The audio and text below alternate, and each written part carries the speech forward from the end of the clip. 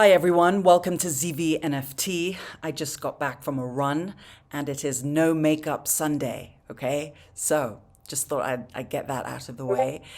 So I went to sleep last night feeling pretty good about myself. I participated in a Dutch auction. I didn't know what that was up until 48 hours ago. And I thought, yeah, this is really great. And when I woke up, I was still feeling good about myself. Then I got on Twitter and I realized I messed up. So I thought I would spend this episode complaining. No, actually, I won't. I thought I would explain what is a Dutch auction, what exactly happened, what did I do wrong, and what can I do better next time. So I'm kicking myself. I have what Zeneca on Twitter calls infinite regret, but that's something that happens in the NFT space a lot. So I'm managing myself this morning, and I just want to share with you what happened and what on earth is a Dutch auction. Right, so let's take a step back. When a project is typically minting, the team will set a price for the mint. Right? It could be 0.03 ETH, it could be 0.08 ETH. Some projects can mint even higher than that, particularly if they're an extraordinarily hyped project. So the mint opens, if it's a public mint, and you're kind of pressing mint, mint, mint, and you know what you're going to be paying for it. What you don't know is what kind of gas fee you're going to pay with the congestion on the Ethereum blockchain. Because everybody's trying to buy it at the same time if it's a big project and you want it. So Ethereum's going to be congested and the miners are going to ask for higher fees as a result. So these are called gas wars, all right? So that typically tends to happen with a big hyped up mint. The idea of a Dutch auction is something different. A Dutch auction is a scenario where the team decides we are going to start at a certain ETH price. And as time goes by, if the collection is not sold out, the price is going to drop over a period of time. So say every 30 minutes, it's going to go down by 0.5 ETH. Every 30 minutes, same thing happens. And ultimately, the logic is twofold. One, let the market, let the community set the price, right? And let's see where people are willing to buy. That's one piece. The second is it avoids Ethereum gas wars. So when everyone's trying to mint, what happens is the Ethereum blockchain gets congested and gas fees start going through the roof. So it becomes really expensive. You're trying to mint and then you pay this really crazy high gas fee. So if you're doing a Dutch auction, not everybody's trying to mint theoretically at the same time like crazy. They're going to wait and see and gauge what's going to happen here with this Dutch auction. So you have less traffic on the blockchain and therefore gas prices are not going to be as high when everyone's pushing at the same time to try and mint an NFT. So that's the idea of a Dutch auction. Now let me tell you what happened here with Wow Galaxy when I came onto this public mint yesterday.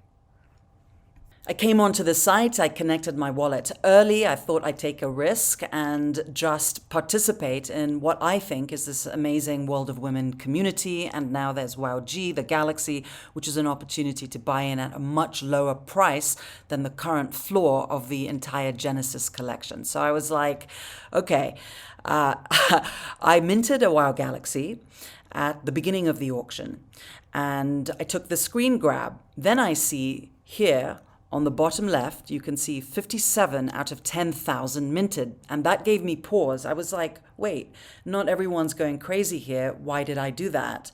Then I thought maybe the website's just hung. So I refreshed it a couple of times and it went up a little, but not by much. So I thought, well, never mind. It'll probably get sold out pretty quickly. And well done me for coming into this with great foresight. You could also see that the next decrease here at the time I bought it was 25 minutes from the beginning of the Dutch auction.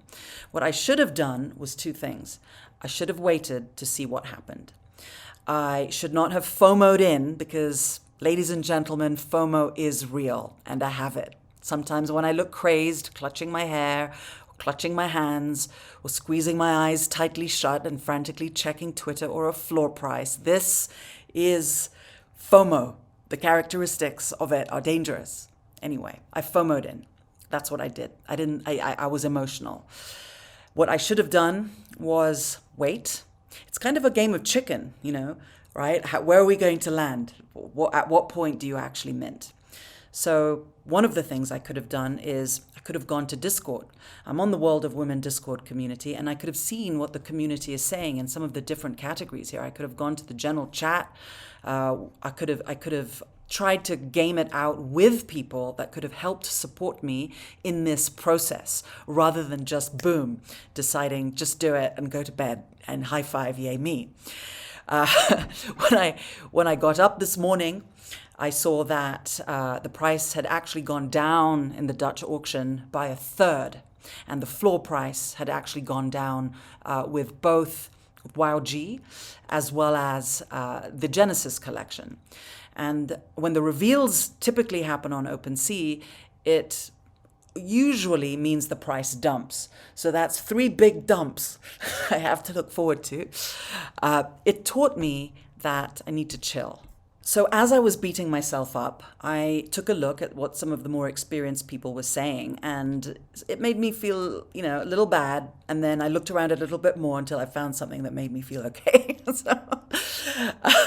So what made me feel okay was a lot of people were saying that they were really surprised. They were astonished. They didn't think that the Dutch auction would end up so low. And this is all just par for the course for the NFT space, that you just never really know what to predict. However, one guy who I like following a lot, his name is Zeneca_33, said that he just has done this so much he knew what to game out. And this is what he did. He first of all went to Etherscan and said he could view the pending transactions on Etherscan. So it allowed him to predict potentially how low the price would go down for the Dutch auction. And he was able to also see the pending transactions that were happening in real time. So he could see the activity overall on the blockchain, and it was relatively minimal at the beginning of the Dutch auction because the price was set relatively high. So he just waited, he held. And then, as it was coming down, he says that he went to something called blocknative.com /gas estimator. And what that did was tell him that when everyone suddenly decides, boom, let's go, right, game of chicken, when the price is low enough, then the gas is going to go up because there's a congestion at that moment, right? So he said that he was able to just fix the gas price for himself, like just set it. So it was predictable for him. I better go look into that sort of a thing. So that's what he did. I've taken note and I have learned.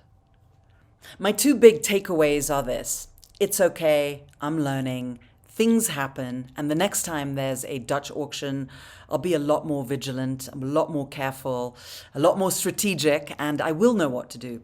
The other thing is that the World of Women Galaxy and the World of Women Genesis collections are really awesome collections. The team is great, I support them, I champion them, I love their mission, I see what they're doing, and I think it's great that they raised all this capital with WoW Galaxy, or the WoWG, as everyone's calling it, and I think they're going to do amazing things. So I am going to I am going to hodl. I'm just going to hold it, and I want to be part of building a really cool project and participating and learning with whatever ultimately happens with this project. Okay, that's it for ZVNFT. If you found this information useful, please hit the like button. Please subscribe. It helps me with YouTube, the algorithms, and it hits more people up that really want to learn about NFTs. Okay, so take care of yourselves. Get off Twitter. Do not FOMO into anything. Just pause. Don't go crazy and make emotional decisions. Meanwhile, I'm going to blow dry my hair, and I unfortunately have ordered this very sweet Gujarati Indian breakfast on a Sunday called jalebi and gatia. More on that later. It's not going to be good. I'm glad I went running. Okay. Take care. See you next time for ZVNFT.